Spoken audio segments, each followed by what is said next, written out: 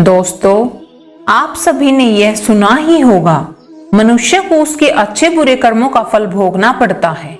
आज इस वीडियो में जानेंगे क्या माँ बाप के अच्छे बुरे कर्मों का फल पुत्र को भोगना पड़ता है। जैसे औलाद अच्छे बुरे कर्म करती है तो उसके माँ बाप को भोगना पड़ता है, ठीक उसी प्रकार माता पिता के कर्मों का फल उनकी औलाद को मिलता है और उन्हें भोगना पड़ता है।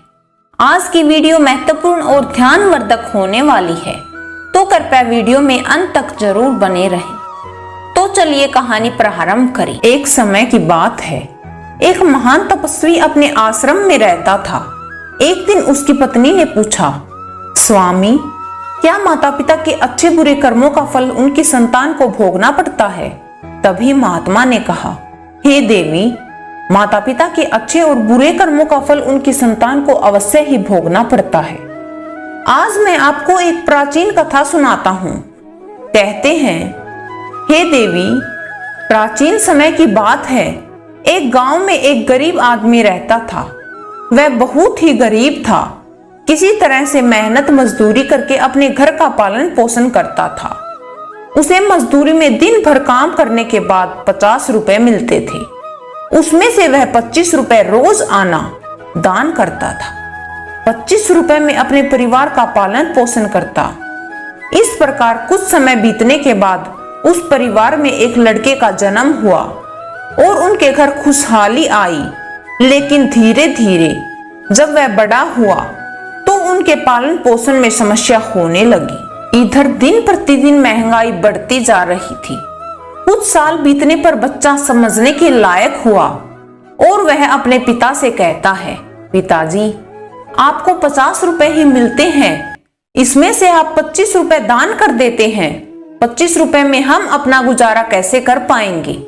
ये सब उनकी पत्नी वहां सुन रही थी और वह अपने बच्चे को पास बुलाकर बोली, ये सब तुम्हारे लिए ही करते हैं, दूसरों के लिए नहीं।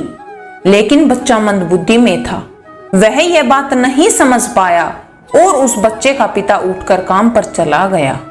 परंतु लौटते समय जब वह गरीब व्यक्ति घर आ रहा था, तभी रास्ते में एक काला भैंसा आया और उसे मारने लगा और उस व्यक्ति की उसी क्षण मृत्यु हो गई। ये सब सुनकर उस माँ बेटे को बहुत बड़ा धक्का लगा और अक्सर कई बार वह बच्चा अपने पिता के बारे में पूछता रहता है, माँ, मेरे पिताजी कहाँ चले गए? उसकी माँ उसे समझाते हुए कहती है, तुम्हारे पिताजी यमपुरी में यमराज के पास चले गए। और वह वृद्ध माँ सोचने लगी, हमारे घर का पालन पोषण अब कैसे होगा? और बड़ी चिंता में वह ईश्वर को याद करती कहती है, हे प्रभु, इस गरीब इंसान का धरती पर कोई सहारा नहीं है आपके सिवा। ये सब सुनकर बच्चा माँ को कहता है, मैं अपने पिता को यमराज से वापस लेकर आऊंगा। और यह सब कहकर वह घर से निकल पड़ा। जब रास्ते में थकान महसूस हुई तो वृक्ष के नीचे जा बैठा। वह विशाल वृक्ष आम का दिखाई देता है और उसी क्षण उसमें मनुष्य की आवाज आती है, हे बालक, आप यहाँ कैसे? वह बच्चा बताता है, मैं यमराज से अपने पिता को लेने जा रहा हूँ।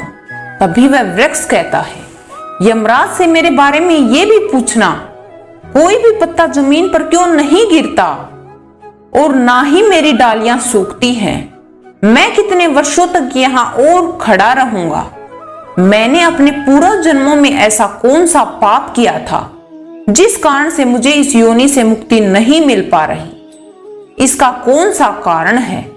तब लड़का कहता है, ठीक है, मैं यमराज से तुम्हारा प्रश्न अवश्य पूछूंगा। और ये सब कहकर वह आगे निकल पड़ा। फिर रास्ते में उसे एक इच्छाधारी सर्प मिला। उस सर्प को देखकर लड़का डर के मारे कांपने लगा और वहां से भागने ही वाला था। तभी वह सर्प मनुष्य की आवाज में बोलने लगा, बेटा, तुम मुझसे डरो मत और बस मुझे इतना बताओ, तुम कौन हो, कहाँ जा रहे हो? वह लड़का उस सर्प के पास गया और हाथ जोड़कर कहने लगा, हे नागराज, मैं गरीब आदमी का बेटा हूँ, यमराज के पास पिताजी को लेने जा रहा हूँ। नागराज कहते हैं, मेरा भी एक प्रश्न पूछना, मैं यहाँ कई वर्षों से पड़ा हुआ हूँ, मेरे से अब चला भी नहीं जाता मैं कब तक ऐसे ही पड़ा रहूंगा और मुझे कब इस योनि से छुटकारा मिलेगा और इसका क्या कारण है। तब वह लड़का बोला, ठीक है, मैं यमराज से यह प्रश्न अवश्य पूछूंगा, और निकल पड़ा। फिर उसे रास्ते में एक किसान मिला। किसान ने भी वही प्रश्न किया, तुम कौन हो और कहां जा रहे हो। फिर उस लड़के ने जवाब दिया, मैं गरीब इंसान का बेटा हूं, यमराज के पास मेरे पिताजी को लेने जा रहा हूं। तब उस व्यक्ति ने कहा, मैं चलते फिरते आदमियों के लिए यहाँ बावड़ी खुदवा रहा हूँ, लेकिन यहाँ पानी अभी तक नहीं निकला है। मैंने अपने पूर्व जन्म में ऐसा कौन सा पाप किया जिस कारण पानी नहीं निकला और बहुत सारे पैसे भी खर्च कर दिए, इसका क्या कारण है। फिर लड़के ने कहा, ठीक है, मैं यमराज से तुम्हारा यह प्रश्न जरूर पूछूंगा। महात्मा ने कहा, हे देवी। इतना कहकर वह आगे की ओर चलने लगा। चलते चलते उसे रास्ते में एक बहुत बड़ा तालाब मिला। वह पानी पीने के लिए उसके पास गया। तभी उस तालाब से तेज आवाज आई और बतख दिखाई देने लगी। बेटा, तुम कौन हो और कहां जा रहे हो। तब उस लड़के ने कहा, मैं एक गरीब आदमी का बच्चा हूँ, यमराज से पिताजी को लेने जा रहा हूँ। फिर वह बुगला कहता है, तुम यमराज से मेरा एक प्रश्न पूछकर आना। मैं कई सालों से यही तालाब के किनारे पड़ा हूँ। कभी पानी की लहर आती है तो मेरा शरीर तालाब के अंदर चला जाता है और पानी की लहर से वापस तालाब से मिलकर किनारे पर आ जाता। फिर वह बतख कहती है, तुम यमराज से मेरा एक प्रश्न पूछकर आना।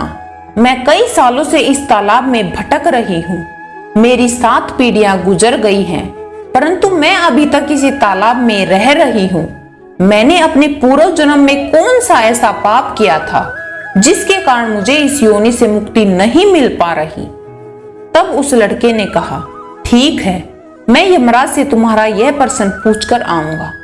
इतना कहकर वह लड़का आगे बढ़ने लगा। चलते चलते वह तालाब के दूसरे किनारे पर पहुंचा तो उसने देखा मरा हुआ बुगला वहां पड़ा हुआ था। बेटा, तुम कौन हो, कहां जा रहे हो। उस लड़के ने उसकी आवाज सुनकर कहा, मैं गरीब इंसान का बेटा हूँ। मैं यमराज से अपने पिताजी को लेने जा रहा। ना मेरा शरीर गलता है और ना ही सड़ता है। इतने सालों से जैसे का तैसा ही हूँ। मैंने अपने पूर्व जन्म में ऐसा कौन सा पाप किया था जिसके कारण मुझे इस शरीर से मुक्ति नहीं मिल पा रही। इसका क्या कारण है। तब उस लड़के ने कहा, ठीक है, मैं यमराज से तुम्हारा यह प्रश्न पूछकर आऊंगा। महात्मा कहते हैं, हे देवी, फिर यह यमपुरी में पहुंच गया। मेरे पिताजी कहाँ हैं? यमराज से पूछने लगा। वह रोजाना 50 रुपए कमाते थे, 25 रुपए दान दे देते थे और 25 रुपए में पालन पोषण करते थे। लेकिन अब हमारे पास कोई साधन नहीं है।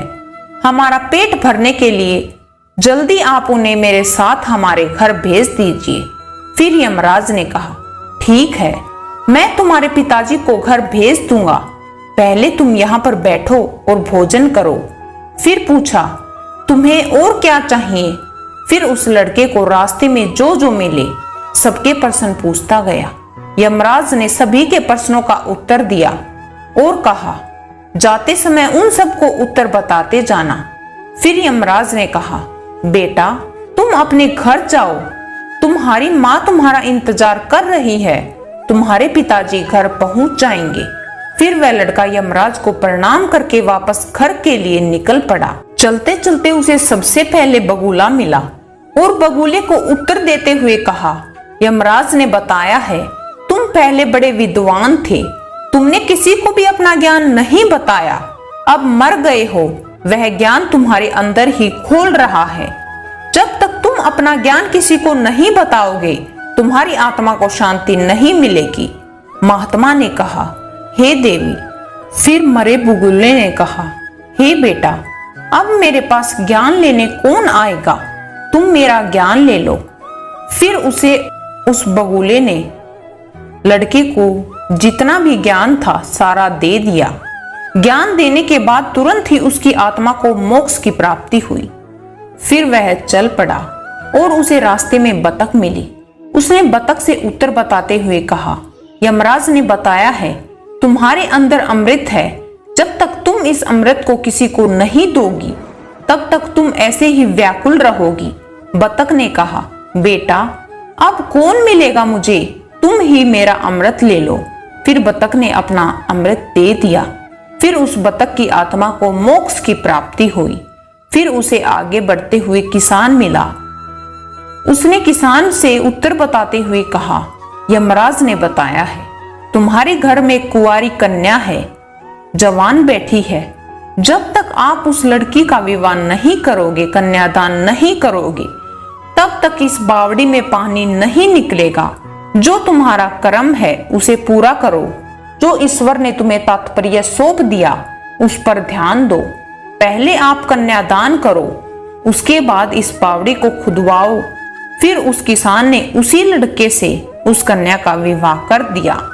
फिर किसान ने लड़की को बहुत सारा धन देकर विदा कर दिया। फिर वह लड़का आगे चला। उसे इच्छाधारी सर्प मिला। उसे उत्तर देते हुए बताया कि किसी को दान नहीं दिया है और ना ही तुमने उसे धरती पर उगला है। जब तक तुम इस नागमणि का दान नहीं करोगे तब तक तुम्हारा शरीर ऐसे ही बना रहेगा। फिर उस सर्प ने उसे उस नागमणि को सौंप दिया और मोक्ष की प्राप्ति हुई। फिर वह अपनी पत्नी को साथ लेकर आगे चला। उसे आम का वृक्ष मिला। फिर उसे उत्तर देते हुए कहा, पूर्व जन्म में तुम्हारा कार्य स्कूल में बच्चों को शिक्षा देना था। तुम्हारा पद एक गुरु का था। तुमने पद का सही इस्तेमाल नहीं किया। तुमने शिक्षा देने के बदले छोटे छोटे बच्चों से काम करवाए थे, उन्हें अच्छे से शिक्षा नहीं दी। उनके श्राप के कारण तुम हिलडुल नहीं सकते। तुम्हारे अंदर जो ज्ञान भरा हुआ है उसे तुम्हें किसी को देना होगा। फिर वह वृक्ष वो ज्ञान उस बच्चे को दे देता है और उसे मोक्ष की प्राप्ति हुई। फिर वह अपने घर पहुंच गया। जब वह उस लड़की को लेकर घर पहुंचा तो उसकी मां ने पूछा, बेटा तुम कहाँ चले गए थे, यह लड़की कौन है? फिर उस लड़के ने सब कुछ अपनी मां को बताया। फिर महात्मा कहते हैं, हे देवी, अब उस बच्चे को ज्ञान प्राप्त हो चुका था कि उसके पिता अब घर वापस नहीं आ सकते। उसके पिता के दान के बदले उसे यमराज ने सब कुछ दिया। फिर महात्मा ने बताया, माता पिता के कर्मों का फल अवश्य ही बच्चों को मिलता है, चाहे वो अच्छे हो या बुरे।